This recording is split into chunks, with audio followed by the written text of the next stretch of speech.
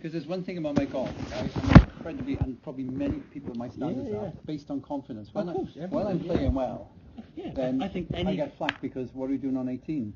But then the problem is I only play like 3 or 4 times a year. I think the one thing with golf is, I mean, I think at any level, whether you're a complete beginner playing the first time or a tour player, you can even see tour players peak and trough, and their confidence is different because it is a game of confidence. If you're standing on the tee, their peak is only minor, but they don't win comps. They got Mr. Cuts, and they might have the weekend off, and they go and work on it, come back the week later or whatever. But it's small adjustments. It's all relative, obviously. But again, this game, I think, at any level, like with any sport in life in general, it's about how you're feeling, and perception is reality. What you feel is going to happen. 9 times out of 10, you walk onto a tee and go, "That fair was a bit narrow, isn't it? Oh, look at that bunker there."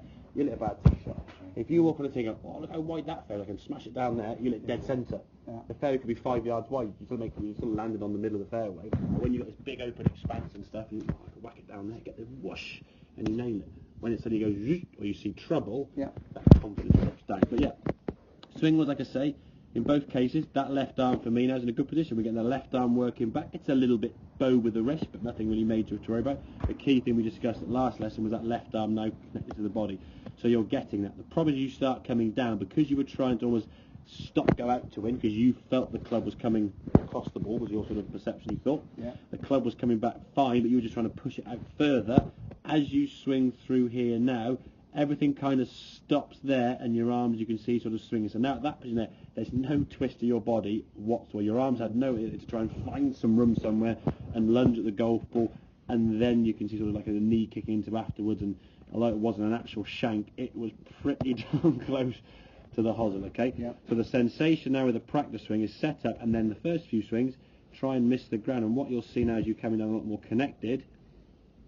Look at the difference in that. So with your lower half now, the lower half's driving through. You're getting that clearance. Your hip now is getting out of the way for the arms and club to swing through fully. There's plenty of space for your arms to swing, and you can swing through to the left side. Then you step to the golf ball. You might have done a second one in this case. Question, guys. Should I be trying to get more drive in my lower legs? You want your lower half to clear.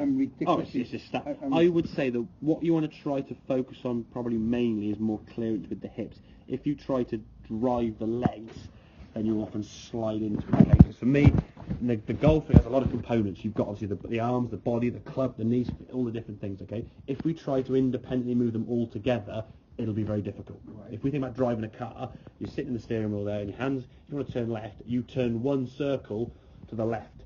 4 tyres, the axle, the drive, all those things work together to turn the car for you. You're not there trying to press a button to turn individual wheels bit by bit as you go round. So if you try to drive the legs, we often see leg drive and then the hips still staying quite level.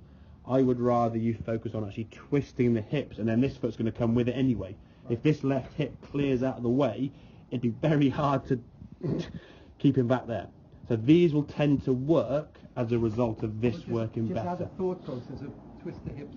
Just try and clear the body, exactly. So when you did that, what you found when the club came back, okay, now this was interesting as we saw, there was a clearance of the hips there. Now you can see your legs are actually starting to rotate. Even though we didn't shank this one, we can still, we just nudged that ball there. So the other shot was pretty good. It was a Healy-based shot. And again, when we twisted through there now, there's a lot more twist with that lower half, and finishing up there with that right foot moving a little bit more. So it's about giving you the space. If you get yourself stuck here, your arms can't come into square around here. They've got to then find somewhere to go. And the more your arms start going this way, added to the fact you were trying to swing it in to out, because that's what you felt you were doing wrong this way, you're producing the heel to the golf club all day. So set up, swing, clear that, get this left hip out of the way, the club's moving around to the left, and then when you get the golf ball out. The strike inside, there is a natural twist feel coming. Exactly, and that's the thing, because you're trying to clear your hips to get out of the way, because it's almost like you've got to bring the club nearer to you, so your brain goes, well, hang on a minute, we've got to get rid of this. This has to get out of the way for the club to come there. If we don't, we're going to whack into ourselves. So that's why I say it's quite a good field-based drill, and then from there you try and toe it when you're at the golf ball for real. So does that make sense then, yeah? Yeah, it does. Understand the how and the why and the feel you're trying to get now, and what's actually going to happen. How are you going to do that now is the movement with the hips. The feeling to you is club coming in towards you and then trying to toe the first few shots to start with, just so you kind of find where the sweet spot is. But I'd always recommend either putting a T-peg or something on the outside, or even you get some sort of shoe pledge or foot spray the club face, see where your strikes are going. Possibly once a month, just check your strike. Are you catching from the heel? You might have shot 67 in the medal and healed everything. If you're going towards that heel, nip it in the bud. Prevention's better than curing. If you can cure the shanks before they come along, okay, stop them happening, there's no need to then go to the range and try and make an adjustment in your swing. If you identify the problem first, then we can make some small adjustments while still playing well.